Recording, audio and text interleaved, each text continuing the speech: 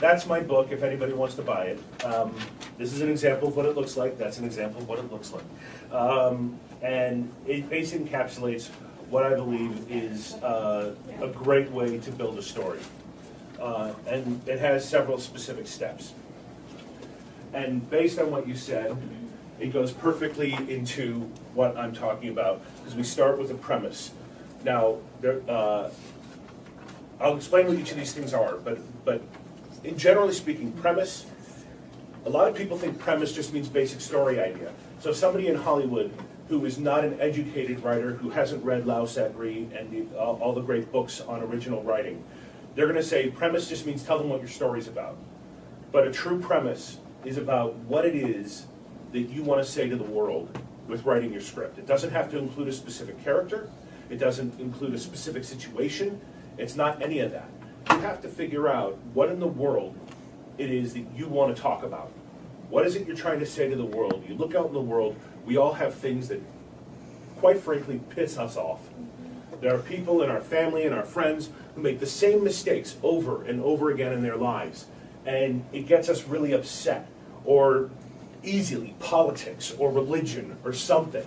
And there's something that's being said or something that people believe, and you're like, that is just such a crock. Well, you figure out what it is you want to say, and then you have something to build off of. And then you decide what genre is the best genre to tell that story in so that it has the most impact. If it's about how technology is leading us astray, you may pick sci-fi. If it's about the prison system, you're probably looking at a drama or a crime. And then, once you figure out what genre it is, you don't have to even have characters yet. This is where you start to realize what that genre is going to look like when you tell that story. And you do what's called a bubble list. You guys remember bubble maps when you were a kid? And you do a bubble map of the genres you want to explore.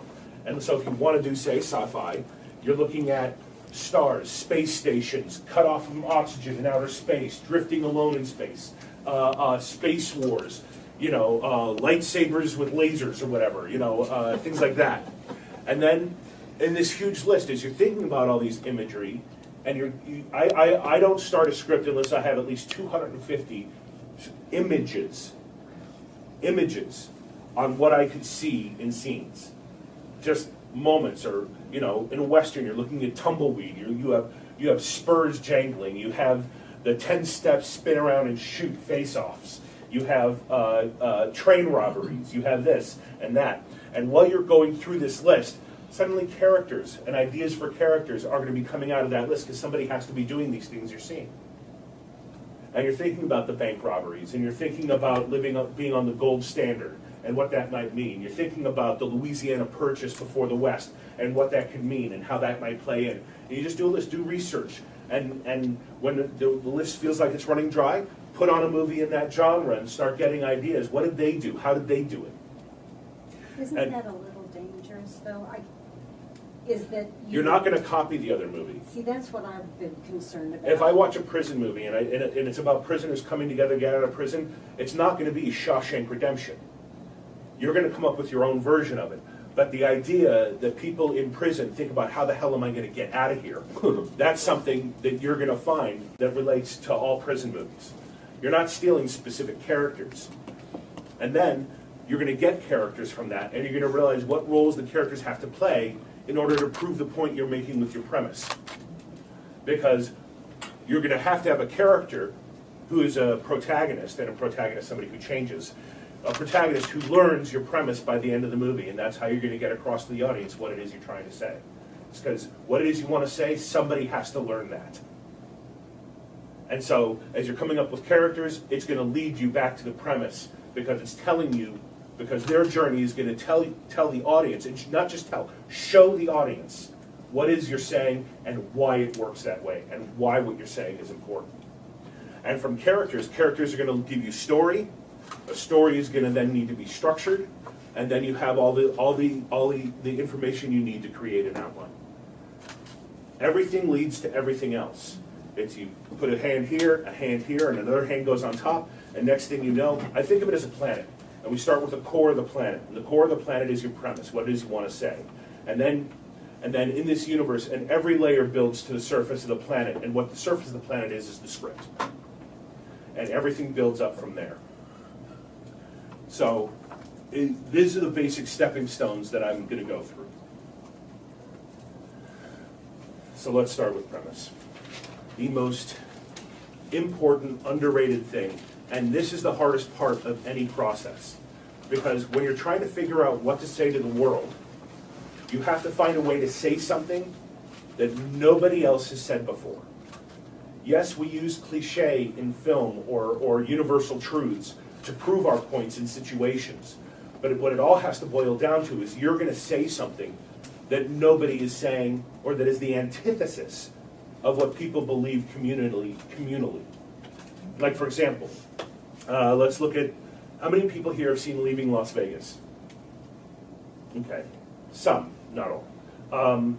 In Leaving Las Vegas, it's about a guy whose family is killed in a tragic accident, and he decides he's going to go to Las Vegas and take all his savings and literally drink so much alcohol that it will kill him. That's his goal. He doesn't. And what the whole movie is about is the question of when tragedy happens, people say life goes on, or you will get over it, or it gets easier. And the whole movie is about sometimes life does not go on. So he goes there, and they throw everything they can to give him an opportunity to change his mind. They give him a beautiful, gorgeous prostitute who falls in love with him, so she's everything, right? And he falls in love with her, but the first thing he tells her when they start to formalize their relationship is that I have a plan to drink myself to death, and you have to know right now that that is not going to stop, and you are not going to change me. So you can spend this time with me if you would like, but know that the one thing you can never do if we are going to continue this relationship is try to tell me not to do what I'm doing. And they fall in love, they have this beautiful, awkward, flawed relationship, and throughout the film, he still drinks himself to death. Because sometimes we get hurt so much by the things that happen to us in our lives that there is no emotional recovery. It won the Oscar for Best Picture. And it's because it had something to say that goes against the grain of what all that advice that people tell us, that in the end, if you've actually been through something horrible, we can understand that the truth is sometimes you don't get over certain things. Now that's important. That means something. So that's a premise. A premise is you have to figure out in your heart and soul what it is that you've been through. I quantify it by saying, imagine you're on your deathbed. And you get one sentence left to speak before you die. But somehow, miraculously, what you say can be heard by millions of people. What do they need to know? What can you contribute to the pantheon of knowledge and what the meaning of life is that you've experienced through your life, and share with them of what you've realized from your perspective is something that people should know. It doesn't have to be positive, it doesn't have to be negative. It can be full of hope or full of despair. It could be nihilist or whatever. It doesn't matter. What matters is that it comes from your heart and your soul. This is something that you think people need to understand, that this is how it is. And maybe you don't want it to be that way, but you feel that making this point to the world may help people better prepare to fight the fact that this is the way that it is. You can be creating a movement of people who all of a sudden see what you're seeing in the universe, so that maybe they'll take some great steps in helping change the way the world works now. Say something of meaning. Your last breath on earth. What do you have to say to the world that's different? That's a premise. Last words on earth. What's worth your last breath? You have to be able to answer, why must you write this script? What is it that burns in your belly to say it? And understand what the situation is that made you feel that way. so that you can create a type of situation so that the audience can feel the pain that you felt and what you're going through, and make it original and disprove common beliefs and cliches. Because if you make a movie that flies in the face of common knowledge, you're going to get some attention. But it also, at the same time, has to be believable. And there has to be a strong counter-argument. So whether you're disproving common beliefs and cliches or not, you have to have a strong counter-argument to what you say, otherwise there's no conflict. The conflict of the movie comes in the fact that you're trying to say something that has a strong counter-argument to what you want to say. And then you have to wage that counter-argument as if you believed in that too. And give it all the power in the story and show how your story and what you mean to say is more powerful than that bigger idea of what people think or what is the counter-argument. Because if you don't have a counter-argument, what you've done is create propaganda for your belief system. It's a speech and debate, only you're both sides. It's your job to give a fantastic, mind-blowing argument for both sides of your point. And if you don't show the most difficult points to beat on the other side of the argument, you haven't proven your argument. So that's the first thing you need to think about, and that is, what is it you have to say to the world? Why do you need to write? It's not just something fun. Something compels us to write, and it's because we have something to say, and it's not out there in the world, and people don't get something. That's why we want to write. It's not for the fame, it's not for the glory, and it's not to make money or sell something. It's because something needs to be said, and we are compelled to put something on paper because people need to know shit. Excuse my language. These are some examples of some of the ones that I have used. Everybody thinks a mother's love is limitless. Well, I think a mother's love has its limits. You have a character who has to keep going back to his mother because he's so deep in debt to the mob or something. Or he can't get off drugs. And literally supporting that child is sinking her, and it's going to cost her her house. It's going to cost her her retirement. It's going to cost her everything. And he can't stop needing. At some point, the gravy train has to end. And you can say that's because of love, but then what happens if that guy, if you find out that somebody's going to kill that son if they don't pay up? And she has to make the decision whether or not she's going to pay again for this kid, or she needs to draw the line. That's powerful. It shows you a monster can be a force for good. You know, people who are terribly bad in this world, sometimes you can ask yourself, can people who have bad tendencies, is there a way to employ them for good? You know, you have movies like Suicide Squad and things like that to try to explore this kind of idea. You have greed has a huge interest rate. You know, so greed is, you know, the whole idea of greed is good, but then interest has to be paid on that sum. Purpose is something found, not given. You know, they're each all the way down to nobody wins in life. You know, you have to ask yourself, have you ever met anybody who's totally satisfied and fulfilled at the end of life? How few people actually do? How many aren't still thinking, God, if I had only done that when I was younger? Regret is a huge thing. Everybody knows regret about something in their life. So you ask yourself the questions, the hard questions of what are the hardest aspects of life you have to face.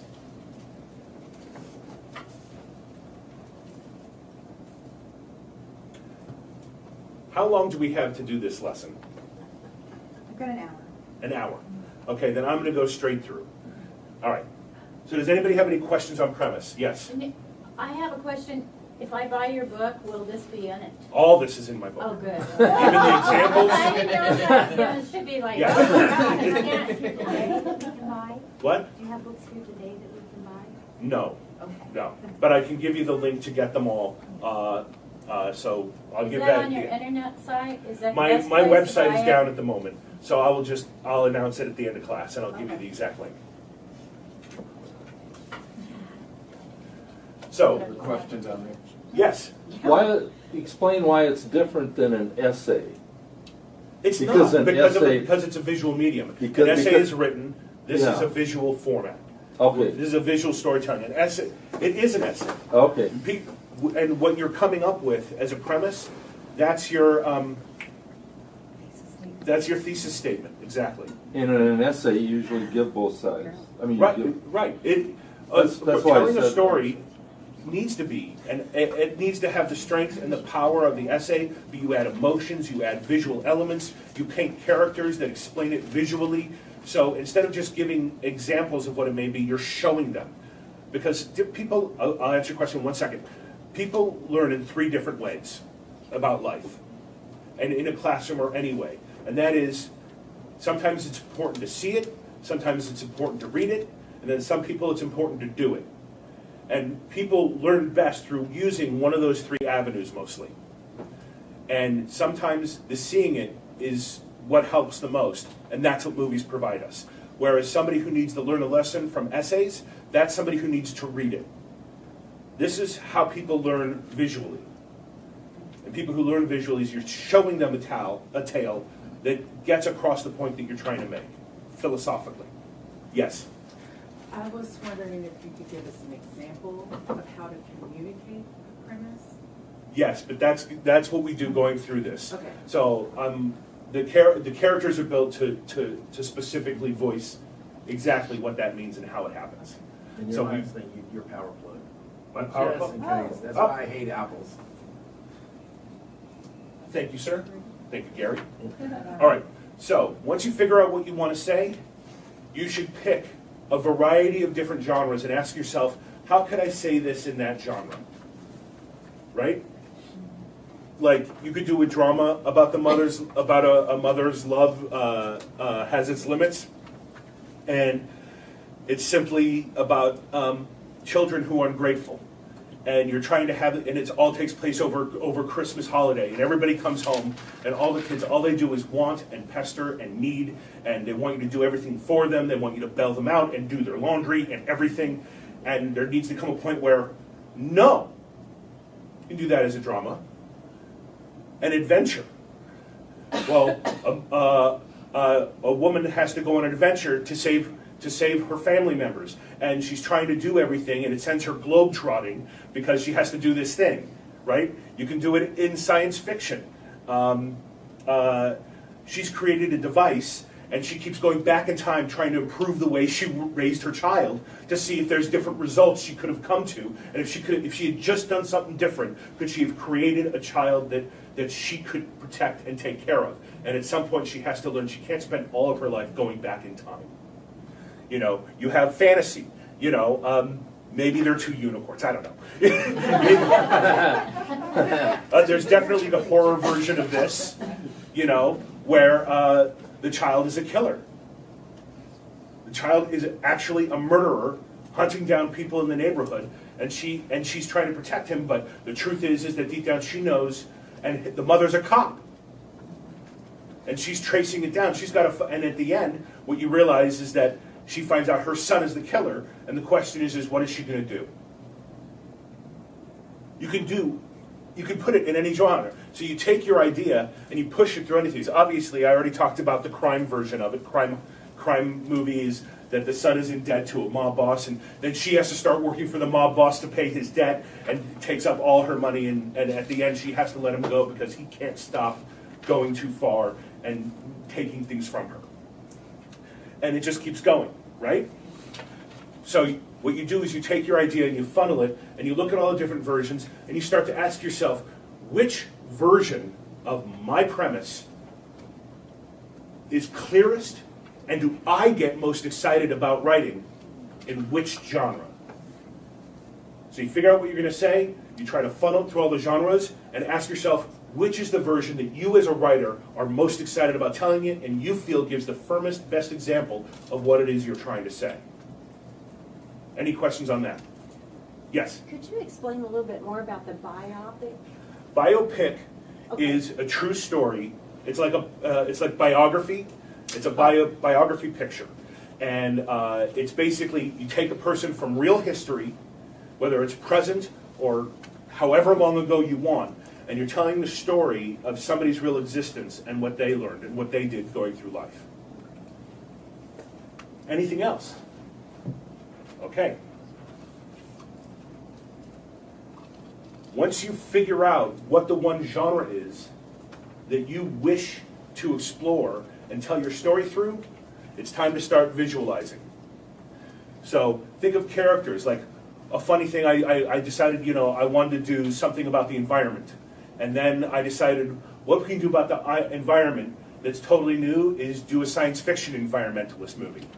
And then one of the things I wound up coming up with is a sanitation specialist for all the universe. And stuff like that comes out of a character. Who's the janitor to clean up the universe or to clean up history? To clean up globes. You'll get character ideas, situations, and all these things should be visual that require, because we are writing for film and television, we are writing for a visual medium. It's about what we can see. So everything on this list is not about conceptual ideas, but it's about physical execution of a genre. And you should only focus on 1 to 2 genres. If you're going to use 2 genres, make a list for each genre and separate those lists. Don't get them confused, because your next script, you may do one of those genres and you'll want to be able to work off of that genre but not the other. And then when you pick a different genre, next thing you know, you'll have lists of thousands of images for every genre, and you can hop back and forth, and you already have a starting place because you keep your lists. These brainstorm lists for genre never go away. You get to keep them for your entire writing career. So never throw them away. Just keep it. These are romance moments. Obviously first dates, roses, weddings, picking out the right dress, going to prom with somebody, whatever. Actions. The actions that people do are what's going to get us the most interested in it. So the action should probably reflect both sides of your premise in that genre. And then if you find yourself listing things that have more to do with your premise than they do with the genre, then you have to ask yourself, okay, I'm doing this because actually the premise, now how can I have them doing this that fits the genre? So if you're saying the movie's about moms and mothers and relationships with kids, and then you have, you decide to put it in the West, it can't just be the mother berates the son. What is something they would do in the West if it's a Western? How did they berate in the Wild West? What was that like? What was punishment like? What was that relationship like? And take the ideas that come from premise and funnel even those images and funnel them through genre. So that you're constantly painting the picture of the movie it is you're trying to show. Because genre is how movie studios sell a movie. That's why you stick to 1 or 2 genres. Because movies are sold, yes, there are movie stars, but they don't know who the movie star is yet when you sell them the script. The key is they have to see something that they would understand how to market it. And how do they market? Well, back in the old days, cinema started working as each studio had their own genre they specifically focused on. Warner Brothers was crime. MGM was spectacle. Universal had horror films. And they each had their thing. So from the beginning of time, in the movie-making industry, they have sold films to audiences, selling it on genre, because it all started with each studio having their own genre, and so they use that as the vehicle for sales, and that habit has stuck, even though that is no longer the case. And this is all explained why in the book. It's too long of a story, but as history moved on and everybody produces all kinds of movies, they realized that selling people on genre, because when you go to the movies, you either want to laugh or you want to be scared, or you want to get your heartstrings pulled emotionally. A lot of times. And if you don't deliver on the specific genre, or the genre is too muddy, you go into that movie and it's not really hitting what you wanted, you may not like the movie after you've seen it. You ever seen a preview of a movie and you're like, oh, I want to see that? You go to the movie and it didn't feel like the movie you thought you were going to see. And whether it was a good movie for what it was or not, you felt lied to, and it's not the movie you wanted to see, so you don't like the movie. Through no fault of your own, it was sold to you as something else. And they take scenes and they pulled them out of the movie. It's like, that's the scene I wanted to see the movie for. This is something I remember from Cliffhanger. In Cliffhanger, in the 1980s, there was a Sylvester Stallone movie, and the end of the preview was Sylvester Stallone running towards this edge and leaping over this huge ice crevasse. And you're like, oh my God, is he going to make it? They cut that whole sequence from the movie. And I'm like, where's the lead? That's right. But they left it on the poster, that's what matters. And they did. They leave it on the poster. What? False advertising. So the way they advertise films today to audiences, and the only thing they have to go on whether your thing is going to be successful outside of a big good script is there an avenue to sell it? And that avenue is through genre, so you have to make sure that the script constantly repeats the genre. Throughout every scene, there should be some kind of genre element there. So that you constantly are reinstilling the fact that this is a movie you can sell. That's what you're telling them. You want to talk about selling. Selling is hitting genre and hitting it constantly and trying to do it in new ways. You don't want to just do the tumbleweed rolling through. We've seen that a bunch of times. It's tumbleweed rolling through a puddle of mud, and then it sprays blood down the street. You know what I mean? Take the images and take it to the next level and do something with those classic images that we have not seen before in that genre. All right, you get the idea. And do your research. Watch movies in the genre that you want to write in and see how they did it and see if there are things that they did that you can take even a step further in genre. And you can write off movie tickets on your taxes. That's right. I do. I write off my cable as well. My TV, my Netflix, all that I write off. But you can only do that if you're making a living doing it. You have to be making money to be able to sell it. So you have sci-fi, you put the sci-fi, now I do it as a list. I don't actually do bubbles. But the idea is you take a topic and then you just come up with a bunch of different words and meanings that you can plug in that fit this. Sci-fi weaponry, what does that look like? You know, you're thinking about outer space, planetary disruptions and quasars and explosions in space. You know, what happens when the sun burns out? You know, these are questions you would ask in a sci-fi film. Asteroid hurtling towards Earth, we haven't seen that before. You know, dystopia in sci-fi is important because you're talking about what the future may be if we don't take care of the technology now. And this is going to lead us to a protagonist. Now, people do get confused when you say protagonist because one of the greatest written books about character and structure was by Joseph Campbell in The Hero of a Thousand Faces. And then it was rewritten in a much more digestible way by Christopher Vogler called The Writer's Journey. And in that they talk about the hero's journey. And it's the Luke Skywalker kind of journey where your protagonist is the hero who is a central character of a story, and they go through this series of circumstances that lead to an A-plot that has a physical journey and an emotional journey. But after that, we have to realize that that's not every movie and story today. People get caught up with that version of what it is. A protagonist is different from a hero, is different from a central character sometimes. Very important to realize. A lot of people don't realize this, and that's why a lot of their scripts wind up being cliche.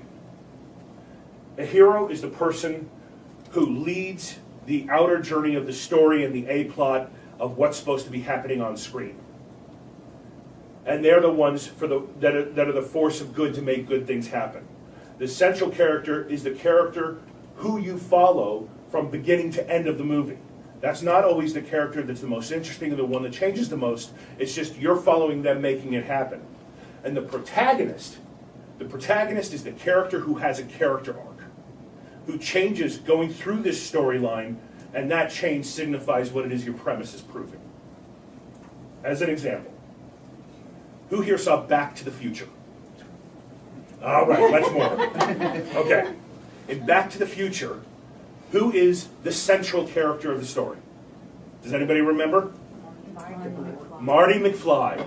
Good old Michael J. Fox. He goes back into time in a time machine, messes up his parents' first meeting, and then has to find a way to put them back together so that he actually gets born. Meanwhile, his mom's fallen in love with him. Oops.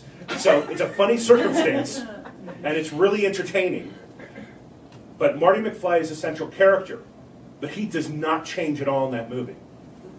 Who does he have to get to change? His dad. His dad. George McFly is the protagonist. George McFly is the one who has to go from a cowardly weasel to somebody who stands up to the bully he never could, and learns to have confidence enough in himself to send out the book he always wrote and wanted to get published. The father is the one who has to change, and that's what's telling us what the writer is saying, which is, this movie is about the fact that you can't be a coward in your own life if you ever want to be happy in the future. Now, that is not the hero's journey model. This is taking the idea of the hero's journey is classic, and that's what they did in the old classic plays. But in modern cinema, we can break up the idea of protagonist and central character and do them differently. You see this a lot in teacher movies, in movies set in school, and there's that teacher who's changing all the students. You see it in military movies, like Saving Private Ryan. Captain Miller, who's played by Tom Hanks, doesn't change throughout the movie.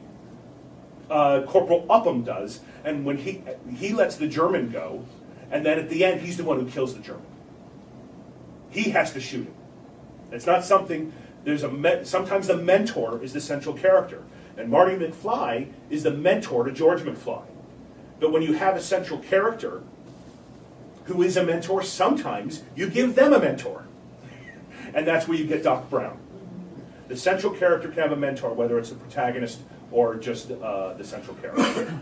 So, the important thing is I wanted to explain to you the difference between the different types of leading characters you can have, but I want to focus on the most important one because it's the one that tethers directly to the core of your planet, which is the protagonist, the character that has to change. So, you first have to figure out what is the inner and outer journey of your protagonist. The outer journey is actually something they plan to accomplish. And it is a 100% physical act that has a 100% physical finish line. You know in Happy Gilmore that Adam Sandler's character, Happy Gilmore, has bought his mother's house back for her. You know when Luke Skywalker has succeeded because they have destroyed the Death Star. It's a physical journey. The inner journey is the unintended journey the protagonist goes on. Nobody goes into doing something specifically to learn a lesson. Learning a lesson is what you learn in life while we're making other plans. So the inner journey is what's going to tie directly to your premise. So, for example, in the mother's love has its limits, the inner journey can go from the fact that she's dedicated to her child's welfare, to learning to cut him off, to drawing limits, to drawing lines. So you have something they have to learn, and it ties directly to the premise. And you have to make sure the premise is preaching where the character is going, not where they start. And then you ask yourself, what is the journey that they go on? What is the physical thing they're trying to accomplish that would make them come to that realization? Getting their son out of debt with a drug dealer. Letting her son, in the time traveling version, it's that the son doesn't wind up in a horrible life or winds up being grateful for his existence. And in the end, the protagonist, what's funny is everybody thinks that the audience is there to see the outer journey accomplished. But the satisfying thing the audience experiences is when the inner journey is accomplished. It's the inner journey that makes us feel, oh wow, that story's complete. This shows you that it's complete visually, but this gives us the emotional satisfaction that the story has been told and completed. So we sell a movie based on genre and a cool storyline and a world that's happening, but people don't realize that's not what gives them satisfaction at the end of the movie. What gives them satisfaction is the inner journey you don't really often advertise in your previews and in your trailers. Because one, it's too complex to get across in a 15-second spot, and two, you don't want to give away the ending. Otherwise the audience isn't going to be hooked. Any questions on inner and outer journey? Yes? I apologize. Don't apologize. Well, You are welcome to ask questions. That's what I'm here for. I just missed the last thing you said. You said the outer journey of the protagonist is the thing that they plan to accomplish. It's 100% physical act. You said With a finish line. With the finish. With 100% physical finish line. Okay. And again, all this is in the book. But it's good to ask because you can't hear good information too many times. And what was there anything else? That's Was that it? Okay. Yes. Can you say a little bit more about satisfaction with respect to genre? So like in Day of the Dead, the satisfaction is that you're completely unsatisfied maybe at the end when everyone dies after the credits. That doesn't have to do with genre. You're saying if all the characters die at the end of the movie. So I mean, some great films, the end is Well, films can be perhaps not- unsatisfying for any number of reasons. But then like what you just talked about in terms of satisfaction is Right. quite different in maybe a horror genre versus like a drama. Yes, yeah, okay. So the horror genre is you have something to say. And sometimes the people will go to a horror movie not because they want a happy-go-lucky ending.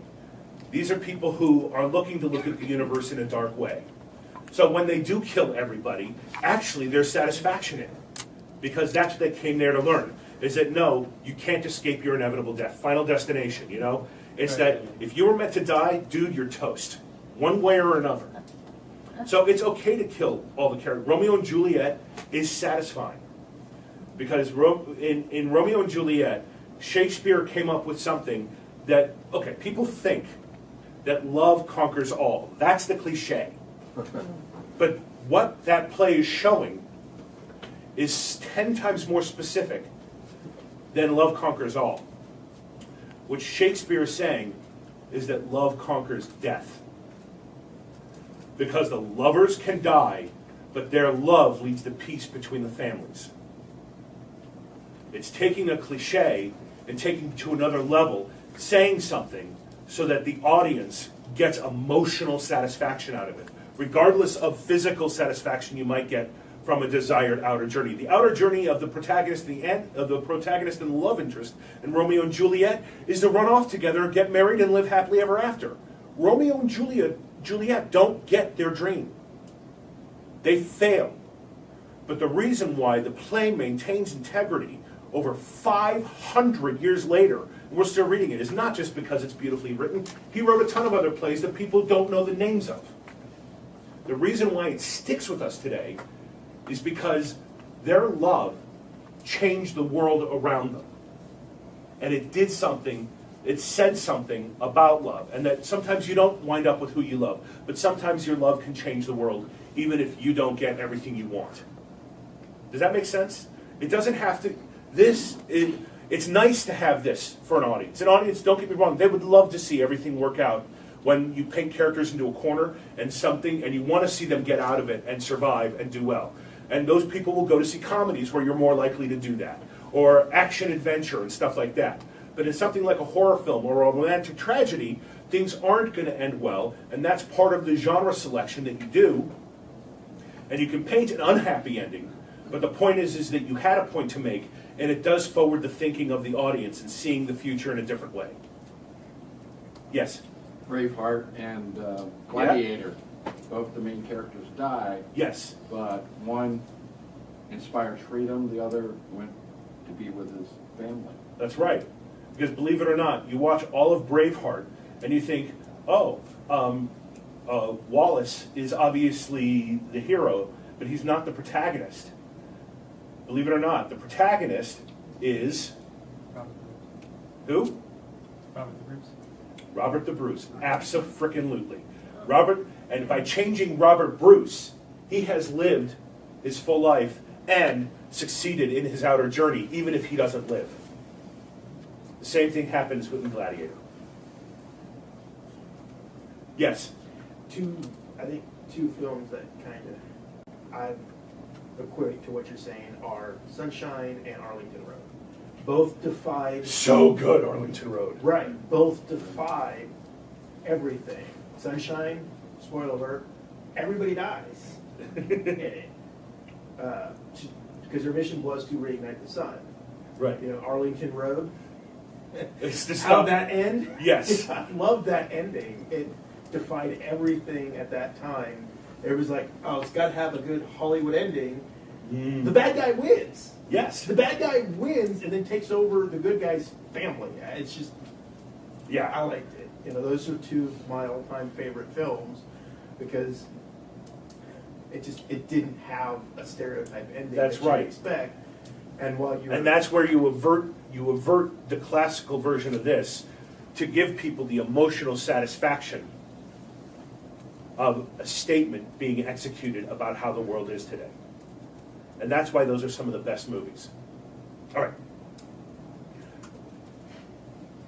Now there are 5 major character types, the protagonist of which is one of them. So, and I call them character purposes because really what a character breaks down to is what their job is in the story. It's not just, people a lot of times think of characters as their roles to the protagonist, as their relationship, but not their roles to the movie and storytelling, which is a mistake. You have to see characters as their job in telling the story, not in what their relationship is to the protagonist. So, you have obviously a protagonist, an antagonist, a mentor, a reflection character, which is a type of, a mentor is a type of reflection character, but reflection character is a broader term. And then you have the love interest. But all of those characters are revolving around the protagonist, serving their different journeys as for their job to telling the story. That all have a job. The reason why you constantly see these different characters in almost every story, not every story, some stories leave them out, but you see these characters over and over again in movies and TV shows because each one of them has a specific job to do in the storytelling of your story. So let's get into what each job is. The antagonist, the common misconception opposing your protagonist's journey. So this is the person going against your protagonist's outer journey. So your protagonist is trying to accomplish a goal. Somebody has to be trying to thwart that process. It can be another person running the same race who also wants to win it. It can be somebody wants to annihilate the world, and a guy just wants to save his family and get them away. But if this guy achieves destroying the world, the protagonist cannot achieve his goal. So that's the whole idea. It's the person who has a goal that is in direct conflict with your protagonist's ability to achieve the outer journey. The antagonist doesn't even have to necessarily even know who the protagonist is. It's simply they have a goal, and then the protagonist's outer journey cannot be achieved unless they somehow are able to conquer the antagonist's goal or evade it. It's better for the antagonist to be more powerful because the only way you prove your point over another point is if you give the counter argument to your point all the power in the world and then show how your idea, your premise, is still more powerful than all that. That's how you prove you got a point. You turn your concept into the underdog because you are saying something that people don't believe, and then you have to prove the bigger idea, the more power, the bigger concept that people believe in, it still beats it. And I told you it's the obstacle of the protagonist's outer goal. The love interest. Nobody wants to change. Yes, okay, somebody wants to quit smoking, perhaps. Somebody wants to give up drugs. Somebody wants to get into a healthy relationship instead of the abusive one they're in. But in the end, we don't make change normally. It's hard to make change. What's the one reason we change? Because we can't stand the way we are any longer. Yes, but it's not just that. 9 times out of 10, when we make a change, we do it because, For someone else. yes, for love. Love of a son, love of a daughter, love of a father, a brother, love of the opposite gender, the same gender, whatever. All good, but for love. Love is what inspires us to change, to be better for something else. So the the love interest reflects the protagonist's inner journey to help him or her grow. So when you have somebody fighting the outer journey against the protagonist, you have somebody supporting the protagonist to change on the inside. And they can't achieve in the love story unless they achieve in becoming the better or more realized person by realizing your premise. The two don't have to be mutually exclusive, though, right? What do you mean? Like, the love interest can be the antagonist. Like, No, things, yes, you know, yes. you know, Sherlock Holmes, the Benedict Cumberbatch version, Irene Adler was his adversary. Even in Elementary, Right. CBS's Elementary, Irene Adler is, Right. so. And I've always found. But you also have to understand that the love interest is the general term for a character that is the emotional equivalent of the impetus for change. But don't forget there is also what I refer to as the lust interest, which is the person you think you belong with, but is actually guiding you away from how you need to change. There are people in your life who you want in your life, who you see yourself, that's the future I want. Jerry Maguire in that movie starts with a woman who is all about the money and all about getting more successful, more power, more this. And what he's trying to do is create a relationship with people and have heart and be there for them and a real support system. Whereas, he has a lust interest at the beginning who's guiding him to be a monster of a human being. And then you have the love interest who's actually helping him come out of his shell and see what it means to care about somebody and making them a priority in his life. So the lust interest is different from the love interest. And just like you can have a mentor and then you have a false mentor sometimes. The mentor is the character who, while you have an antagonist fighting against your protagonist's outer journey, a mentor is the example for your protagonist in achieving the outer journey. There's someone who's been there, who's wiser, who's done it before, or has been fighting the fight a lot longer than the protagonist has. And they're guiding them on the outer journey to achieve what they want to achieve in the physical realm. And the mentor is one of the reflection characters. And reflection characters in general are the support system for your protagonist in achieving the outer journey. The protagonist doesn't need somebody fighting their inner journey because they're fighting their inner journey. Their common nature is what fights their inner journey. So you have the person supporting the outer journey, opposing their outer journey, the character themselves fights their inner journey, and the love interest supports the outer journey. And now you have all the different sides of so you see where everything goes together, and it all fits on either side of the protagonist. Inner journey has people showing the way forward and fighting the way forward physically. And then he has himself who wants to go into his old habits and his old ways on the inner journey. And you have the love interest showing what he needs to become in order to earn the love of somebody who understands the way the world works. And that's why these characters are so universal. But you may get confused because you say love interest. And people say love interest and sometimes they say the romantic character, which is the wrong way to put it. Because it does not need to be romantic. Let me put it this way. In Liar, Liar, who saw that? Jim Carrey. Very funny movie. Yeah. It's a great movie. It's probably Jim's best. And it's the story of a lawyer whose son is so sick of his dad not being there for him and being unreliable and being basically a liar about all his commitments, which is typical because he's a lawyer, is the joke. And then the son makes a wish that for 1 week his dad cannot tell a lie.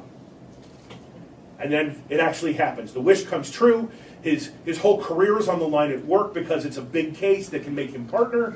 And so his workplace is all at issue. His personal life is in conflict because he's not been able to be there for his son. And the love interest in that story who's inspiring him to change is not the woman who is the mother of his child. She's what you would call a romantic interest, but actually she's the mentor. She's the one showing him what it means to be a good parent, to be there for the child.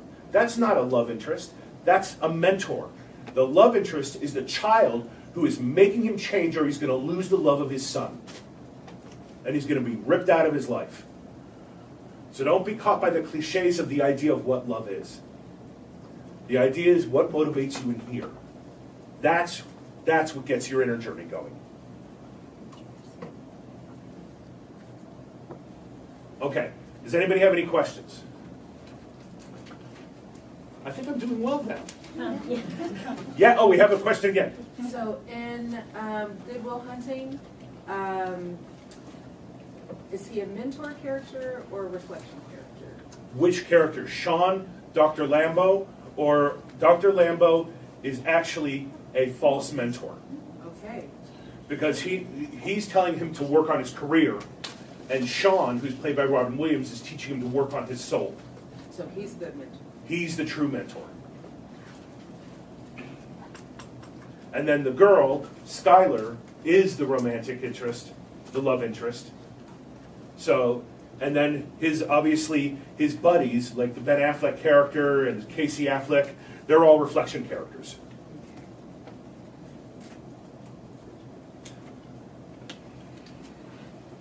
And in a drama, what's funny is the false mentor can wind up being a villain, but not be a bad person.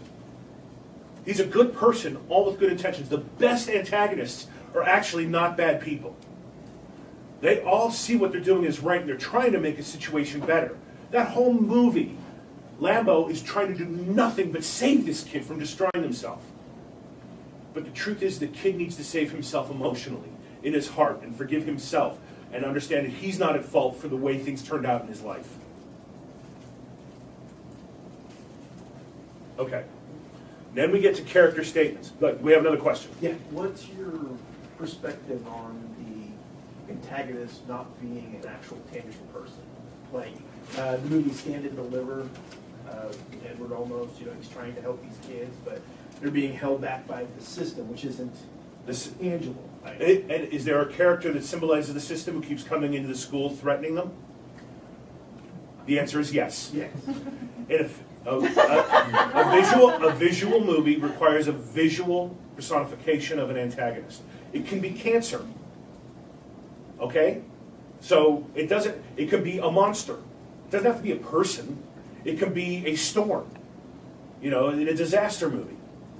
It doesn't have to have a will of its own, necessarily, but it has to have a path and something it's going to do as part of what it does. And our protagonist, in order to achieve their outer journey, has to defy whatever it is that thing does. So protagonist can be natural elements. Antagonist. I'm sorry, yes, I'm sorry, Yes. I meant antagonist. I don't think we're going to go to a movie about a weather system that changes. On the inside. Yeah. Gravity is one where she has to, gravity is always pulling Yes. her down, and she has to let It's go. the elemental conditions that she is Right. stuck in are her antagonist. And the emotional journey is that it's another great example of great storytelling. It's about a woman who has been heartbroken with loss and everything, and she literally puts herself as far away from mankind as humanly possible, putting herself all the way in outer space because she doesn't want to connect to people anymore. And then a situation happens where she has to fight tooth and nail to get home to live. And by the end of it, she wants to connect again with life. By herself, she has to do it herself. That's right. We all do. So would she be considered, I guess, to a point, her own antagonist? No, the elements are the antagonist. The fact, sometimes the conditions, like in Castaway, he's trapped on an island with a tide that moves inward and absolutely no technology to help him, or no phone call, no nothing to call for help. He has to get off the island and try to get back to his family. The element, the situation, can be the antagonist. What's the coconut? What? What's the coconut? The mentor. No, you're talking about the volleyball. I'm sorry, the volleyball. Yeah, right. The mentor, that's what I would think too. I meant that for yourself. But did you, I thought that really, I don't know. I haven't thought about it in those terms.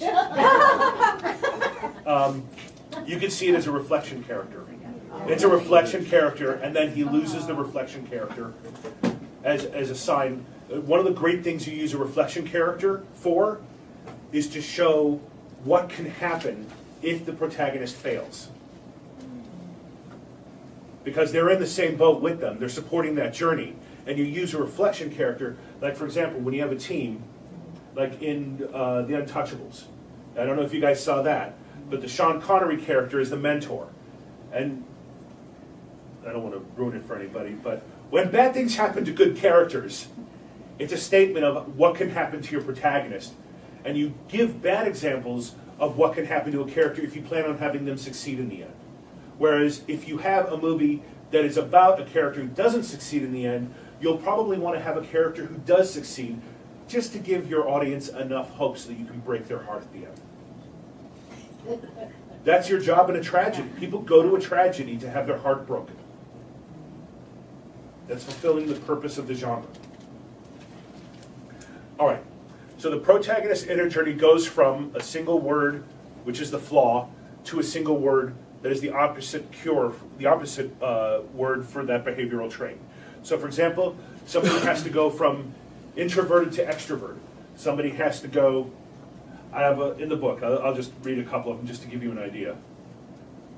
The role model, which one is this? That's mentor, way too far ahead.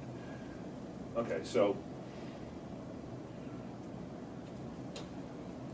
from sellout to loyal, from slacker to worker, from abusive to respectful, from conformist to fighter, from impetuous to thoughtful, from pessimism to optimism, from procrastinator to decisive, from distancing to welcoming, from lone wolf to team player.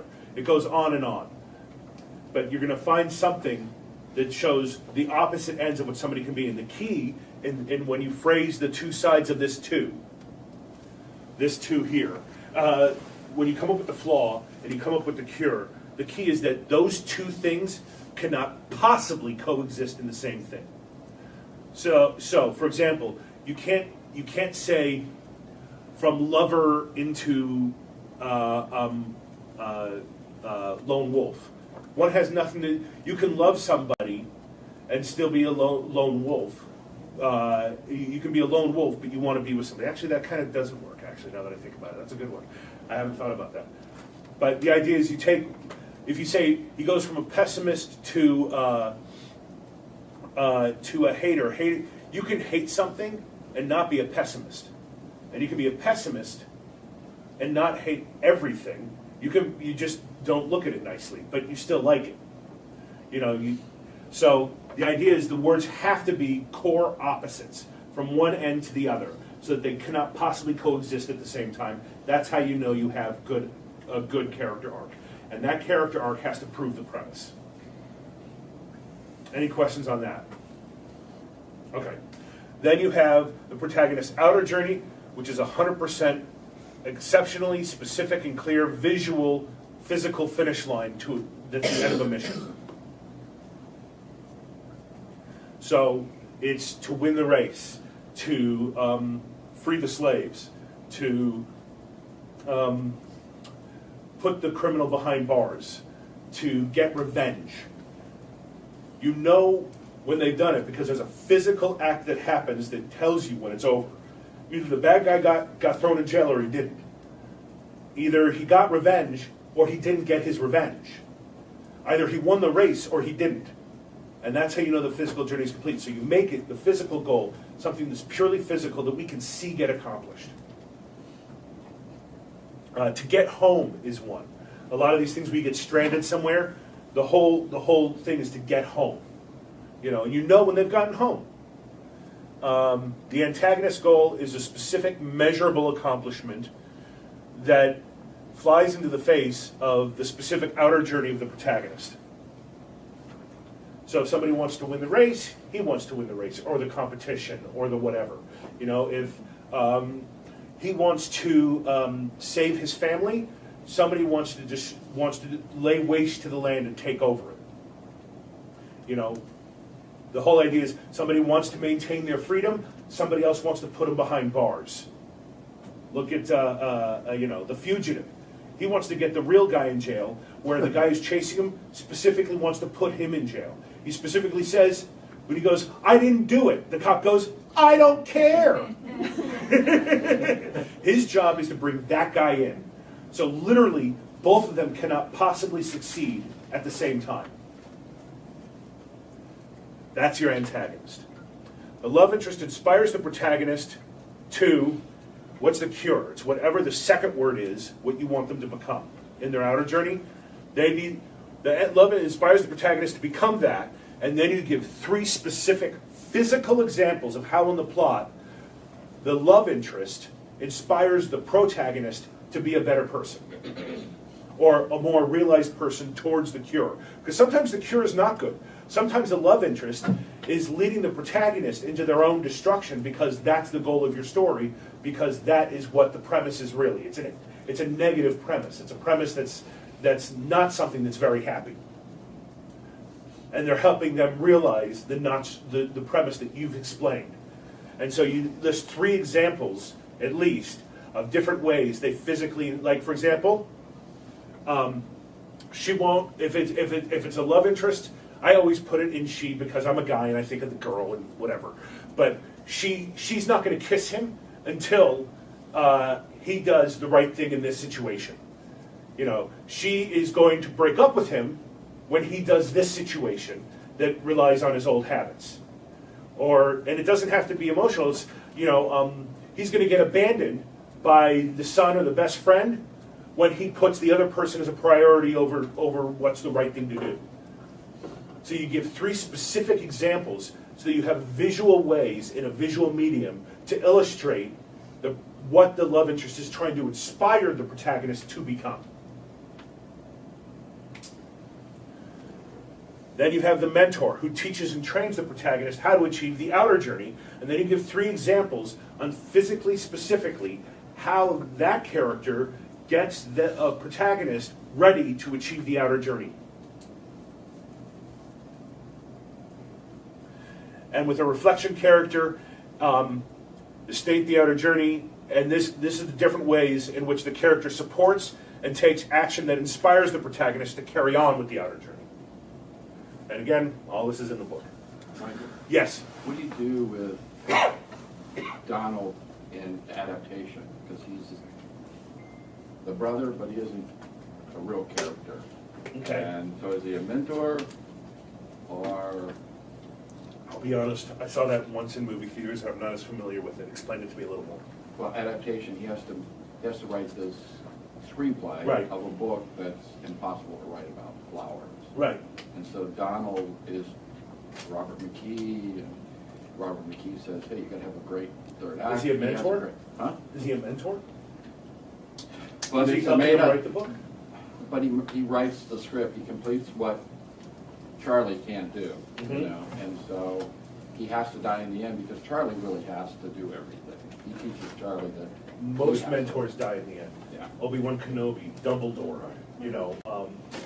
the protagonist often doesn't have to win at the end if there's a mentor there to protect them. That's why we kill off the mentor. Because if you keep the mentor around, why does the protagonist have to do anything? Yes? I guess thinking about my own script and what you're saying, Uh-huh. I think I done did some stuff that I don't understand myself. Okay. But can I really kind of don't know what to call him now, but can the mentor be an antagonist? Yes.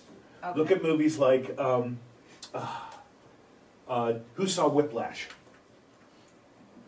Terrence the teacher Mhm. is a horrific individual, but he does push the protagonist to be the best musician he could possibly be. Okay, so I'm In Who Saw L.A. Confidential? The captain who is there turns out to be the whole reason that they're all investigating this crime anyway. And sometimes the character is both at the same time, and sometimes they are one until you realize that they are the other.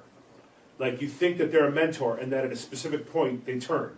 In Legally Blonde, Professor Callahan, played by Victor Garber, he gives her the internship, lets her work on the big case, and all that stuff. And then you find out he's doing it to get into her pants. He's a mentor right up into the point where he isn't. And then the person who you think is the false mentor, who has been really tough on her and unfairly tough on her, at the end winds up being her actual mentor, and the mentor and the false mentor swap places. Brilliantly done. Great storytelling. That movie, you say it's silly, people can say it's silly and it's just a comedy, but it's brilliantly and tactically written. Every one of these characters are done perfectly in that movie. They have a love interest and a false love interest, a lust interest. They have a good mentor and a bad mentor. They have a protagonist and an antagonist. And they have reflection characters on both sides of the spectrum. Yes? So, did you ever see the show John Doe? I have not. Okay, There's too much TV to keep up with today. It was during Fox's big, during the writer's strike and stuff, and it was one that got canceled. But William Forsythe ended up being Dominic Purcell's like best friend, the guy who helped him and guided him, and it turned out he was the bad guy the whole time. So how would you kind of categorize that character? Because it sounds like he could fit in mentor, reflection, and antagonist. Right. The mentor can switch to the antagonist. There are characters that, it's the same thing that happened in LA Confidential. The person you think is the mentor who wants them to solve the crime, who's telling them to solve the crime, but also keeps informed of their investigation, so he makes sure he doesn't get caught. And he can frame all the right people along the way. Well, but his end goal was to get caught, though. So is the bad guy in Seven. Okay, I get you now. Doesn't make him not the antagonist. All right, so we covered that. Now let's talk about Devil Wears Prada. Who here has seen that? Okay. The ladies' hands go up. And I hate to tell you guys, great movie. It's a great movie. Now, there's a moment in every movie where two things should happen if you've designed your characters well. And it gets cliche. And one of them you know because it happens all the time, and we kind of roll our eyes a little bit. So you don't have to necessarily say it, but the point should be made at some point when the protagonist is on their way to making the character arc. And the antagonist says basically, you and I, we're not so different. It's pointing out that the character needs to change from who this villain is. You and I, we're the same you and me. And the other moment that gets left out all the time, but not in the best movies, is there's a moment when the reflection character proves why the protagonist has to be our lead character. And that is because even somebody else with the training in the trenches or whatever can't do what she does. Do you remember at the last minute when Andrea, she's sick as a dog, and yet she has to go to this party to help keep track of all the names of everybody so she doesn't miss anybody's name at the party because she doesn't remember anybody. Miranda doesn't, who they both work for. And their job is to make sure that they memorize everybody who's going to be there so that they can prompt her on whoever she meets, who it is, and why they're important. Well, Andrea only gets the information a couple hours before, and she's had all this time to do it. And then, when they go to the party, she draws a blank on important person approaching, and Andrea pulls it out of the back of her head and is able to tell her, and she proves that regardless of how much both of them try, whether they're good people or bad, it doesn't matter, this person is more capable. This is why this is our protagonist. This is why this is the character capable at the end of becoming a hero. Because a protagonist doesn't necessarily become a hero until they make the character arc at the end of Act 2. Yes? Okay, one of my favorite movies, I'm going to be honest. But looking at these three characters, wouldn't both of them identify, both of the characters on the side of Andrea, wouldn't they identify as antagonists? No. She's a reflection character. Okay. There's one antagonist. Just because an antagonist has a heavy or a bodyguard doesn't make them the antagonist. That's just another person who works for this person. There's a hierarchy to antagonism, and this is the big antagonist. This is just one of her lackeys. Okay, that was there to make it hard for her. Yes. So it's only one antagonist. Yes, and they're both on the same journey, is to be her assistant. So she's a reflection character. Okay, I get it now. Stanley Tucci a reflection? He's a mentor. Mentor. He's a mentor to her. Yes. Yes. And then you. So how about her other friends, the boyfriend? Reflection characters. All reflection characters, so it's. The people in that other circle Yeah. they are well, the love interest is the love interest. He's trying to inspire her to leave this crazy business behind. And her love interest, Adrian, whatever his last name is from Entourage, he's actually the real love interest. And then the other friends are reflection characters. But they're really, go ahead. So the Adrian Grenier character, he is the love interest, but the Simon guy is a Lust interest. A lust interest, yes, okay. He's totally a lust interest. He's a great lust interest. Yes. Okay, the 2 points in every movie. The first one, antagonist and protagonist, you and I are the same. Okay, that's number 1. Number 2 is the protagonist And the reflection character. and the reflection character. The protagonist proves that she is the better. Yes. But She's the right person, or he or she is the right person to be the one we follow because they have abilities the other one doesn't. so really, you have to have a reflection character to make that point. Can't the protagonist just prove that she is the better of the antagonist? Do you see what I'm saying? Do you No. have to have that reflection character for the protagonist? The whole movie is to about prove? her trying to prove herself in this job for this person, right? Right. Now, can she do that without if there's nobody to compete against to be the right person, to be the best person for this person? Can she do that without this person being there? Otherwise, she's just a person. You need somebody to prove herself over, to prove that she's surpassed the goals that she set for herself. Right. In that. It's a measuring stick. In that movie, but what about movies that don't have reflection characters? Are they You don't not have to. really You that don't have to use important? it. Outside of protagonist and antagonist, every other character isn't 100% necessary. Okay. I wouldn't do a movie without a love interest because I think the love interest really helps you make your point. But reflection characters and mentors, they are not necessarily required. Okay. Okay. It's like, one second. Okay, another example of this is who here saw A Few Good Men? Okay. Do you remember right before the night of the big case, and Tom Cruise's character, Lionel Caffey, turns to his assistant counsel, Lieutenant Weinberg, and he's asking him if he thought that he should put Colonel Jessup, the Jack Nicholson character, on the stand. Because if he treats him wrong on the stand, he can get court-martialed, put in the brigs, and be fired and thrown out of the military. And Lieutenant Weinberg says he wouldn't do it, and even his father, the great legend that he's trying to live up to, probably wouldn't do it. But the only question in the world is, would you do it? What would Lionel Caffey do? That's this moment that we're talking about. Weinberg couldn't do it. His own dad couldn't do it, and he's the one who's a huge legal legend in the story. So this character creates that situation. Same thing happens with Han Solo in Star Wars. What good's a reward if you ain't around to use it? At the end, Han Solo has no interest in saving everybody. And what's great is that, and what happens in really well-written scripts sometimes, it's a real invigorating moment, is when the protagonist makes a decision, despite what the reflection characters would do, and by making that decision and becoming a hero, it inspires the reflection characters who wouldn't have done it to back him up. It shows how right it was to make that journey. Now yes.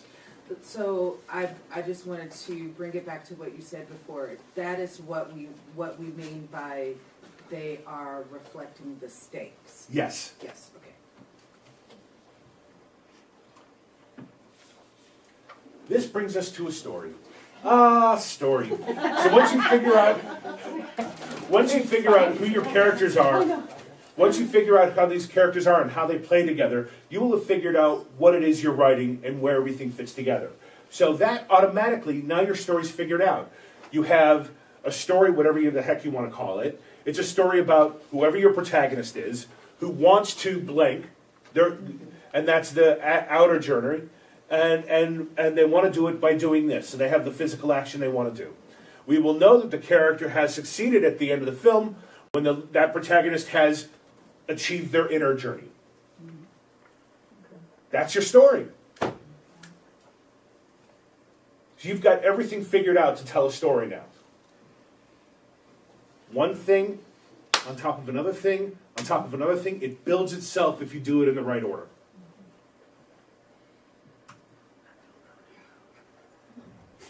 This isn't really necessary. This is just in sometimes in coming up with, in the old days, they don't do this much anymore. But they used to say, it's this movie meets that movie, to sell something, okay? The way I would do that, because people often don't know how to do it, I'd say, take a movie that is about what your inner journey is about the protagonist changing into, and take a movie that signifies that, and then take another movie that is about what the physical journey is and signify that. And that's how you pick the two movies to cross. So then you have an emotional journey to reflect meets the physical journey that this kind of movie reflects, and you put those together, and it shows you, those are two very different things, but yeah, I can see how this is exactly that emotional journey with this physical journey. Yes? I did that one time, and I thought it made sense because I know my story, and people were like, those don't go together, and you were just... Were they professionals in Hollywood? It was a pitch thing, so... They're not supposed to go together. They're opposites. Yeah. I'm putting two things. If they went together, you've already made that movie. Right. Like, what if Thanos was an Avenger? Thanos is an Avenger. Oh, God, here we go. So Thanos. Oh, don't get Brian started. All right. That's a lunchtime conversation.